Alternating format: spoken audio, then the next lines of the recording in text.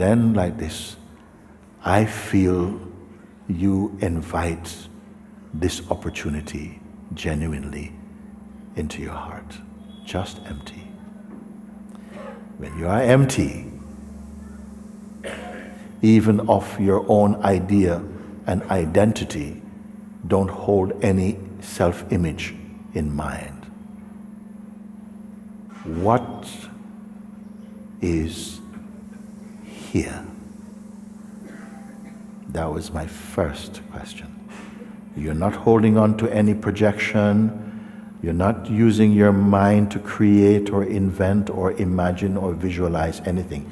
Empty, empty, empty, empty, empty, empty. Even of the concept of being empty. Empty. Silence. Like this I ask. And then what happened? Pay attention to just what is.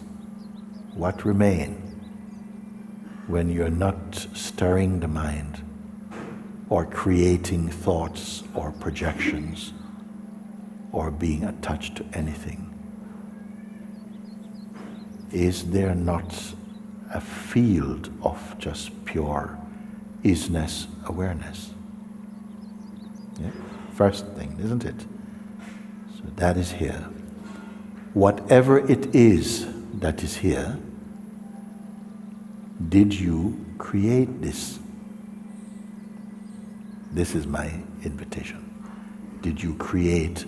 If I say don't touch, don't add nothing at all, just leave everything, I'm not going to ask you to become anything at all, but simply pay attention. What is here? Just be. The senses are working. I didn't ask to control the senses or to suppress them. You're aware of that. But how does it feel? What is really here? I had to ask you to do this so that I can ask you now simple questions, some simple questions now, which are only yes or no. I'm not asking your opinion about anything or your thoughts on something, simple thing. Whatever it is that remains,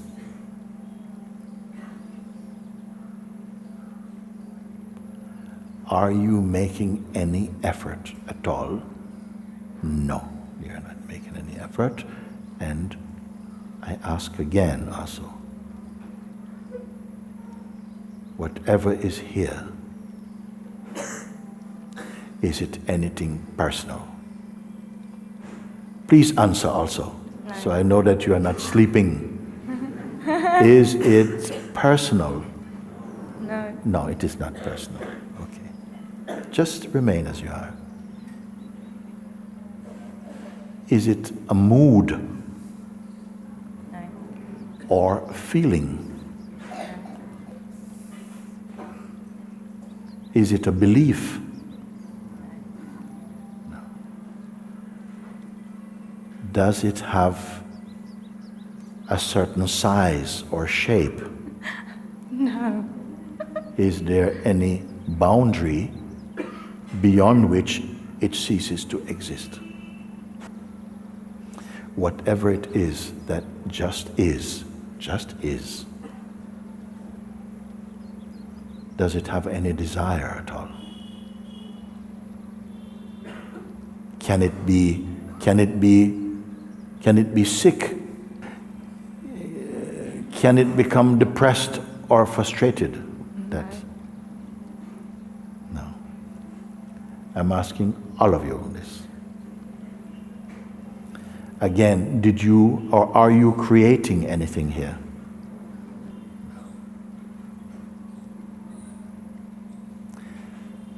Pay attention here. This is here.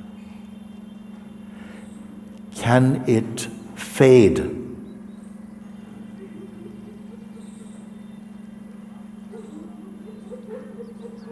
Does it judge anything at all? You are become aware of it now, but where has it been all this time, throughout your life? Yeah. Then I ask you, did you create it? Does it have a form? Then I ask, was it born? Yes. Is it a thing? Whatever is born is something or nothing. Was it born? Does it have a start? A beginning? I cannot perceive that. Okay. Can it have an end? Don't think. I know. Just look. It is enough. That which is it an object? Can it have a beginning or end? Can it be killed? I ask, is there any boundary for it? Is it physical? Okay. So that which is born must be something. Is this something? Okay. Then I ask something else, no? Can it reject you?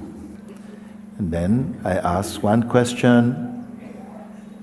Finally, how far from you is it? Yes.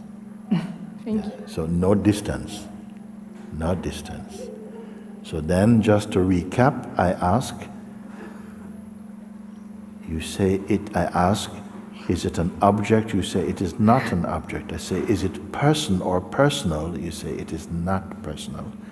I ask, is there some limitation or a boundary beyond which it cannot be?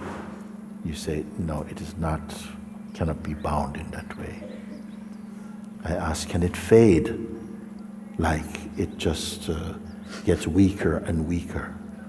You say, it is not, cannot be like that. I ask you, is it a belief system? You say, it is not a belief system. Now I can ask now another question. Can mind, if we want to call mind, exist independent of it? Can there be anything outside of it? Then I ask you also, can it be sick? Can it die? And then you finally said, no, it cannot be sick, cannot die. Then I ask you, how far from you is it? How can you get to it? You say, it is you, there's no distance to it. So therefore, I deduce from this that what you are responding to, what you are saying, is all about you, yourself. Yourself. You didn't have to go and ask somebody else about it. You didn't need to go and ask some expert about it. Directly from your own self, you could respond to these questions, which many people who are called professionals or expert would not be able to answer this. And I say, that is because you spoke or see the answers or the responses directly. Directly, you don't have to think about them. So it is not an opinion, it is directly experienced or known. Then I say, this is yourself. That is the truth of what you are. Then I say, looking at you, many times I say, my God, you don't realize what you are discovering. You don't realize what you are discovering, because sometimes the mind goes, wow, that was neat. Awesome. But you don't realize what the significance of this is. Because we have a story about ourselves. We have a history about ourselves that we have believed for a very long time, and a history and story about ourselves that has been homegrown, and that our families, our friends, our societies, our culture agrees with it. So we have accepted, but it is shaped based upon the body taken to be what you are fundamentally, and your mind and conditioning taken to be who you are. Now we have looked from a different way, and you are saying things which are not so localized or limited, but unlimited.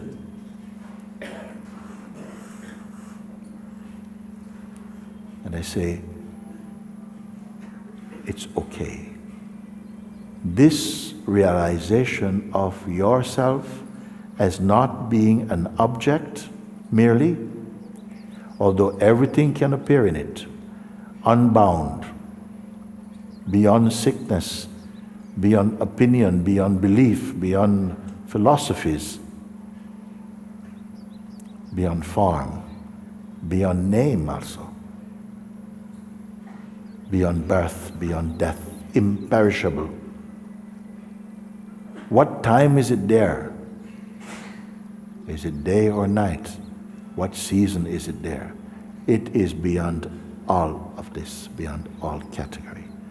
But it's not beyond in some linear way somewhere over there. It is beyond in subtlety right here. That realization, I call it the realization of Nirgun Brahman. Meaning, when this is fully accepted beyond mental acceptance, when it is confirmed experientially, this knowledge will bless every aspect of your dynamic expression in your Saguna Brahman.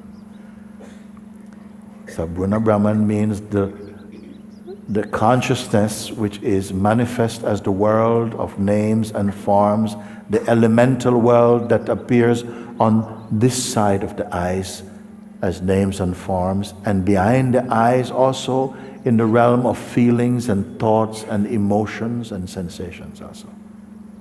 All of this are clouds passing in front of your Nirgun self, and within also your Nirgun self. That's not something I'm going to ask you to believe. I can only say, just keep listening and checking in. This is why we play the invitation, so that people can simply sit. I call it our listening mirror, because by listening and following and seeing, you come to see or perceive that which cannot be seen phenomenally, but cannot be denied. It alone is the unchanging reality you are. Everything else belongs to time and change, except this.